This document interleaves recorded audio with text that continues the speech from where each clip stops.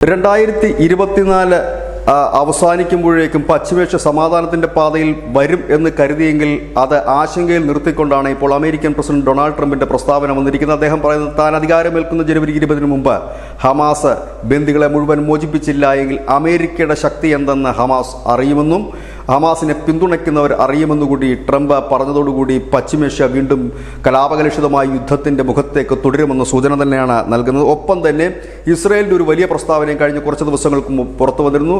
ഇറാനാണ് ഈ യമനിലെ ഹൂത്തികൾക്കടക്കം വലിയ രീതിയിൽ ഫണ്ട് ചെയ്യുന്നത്, ആയുധങ്ങൾ നൽകുന്നത്.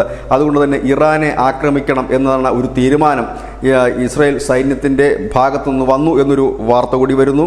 അങ്ങനെയെങ്കിൽ അത് ഒരു യുദ്ധത്തിലേക്ക് നീങ്ങാനുള്ള സാഹചര്യം കൂടി തെളിഞ്ഞു വരുന്നു. നിലവിൽ യമനെതിരെയാണ് സർവ്വശക്തിയും എടുത്ത് ഇസ്രായേലും ഒപ്പം അമേരിക്കയും വലിയ പോരാട്ടം നടത്തുന്ന ഹൂത്തി വിമതരെ ഒതുക്കുക എന്നുള്ളതാണ്. 2024 അവസാനം എത്തുമ്പോഴേക്കും ഇസ്രയേലിൻ്റെ പ്രഹരത്തിൽ പിടഞ്ഞു വീണത് ഹമാസിൻ്റെ മുതിർന്ന നേതാക്കളും ഹമാസും ഹിസ്ബുള്ളയും അടക്കമുള്ളവരായിരുന്നു. ഒടുവിൽ സിറിയയിലുള്ള ഇറാനെ പിന്തുണയ്ക്കുന്ന അസദ് സർക്കാരിനെ വീഴ്ത്തി ഇസ്രയേൽ മുന്നേറുമ്പോൾ പുതിയ യുദ്ധമുഖം തുറന്നുകൊണ്ട് യമനിൽ അവിടെയുള്ള ഹൂത്തികളാണ് ഇപ്പോൾ ആക്രമണം നടത്തുന്നത്.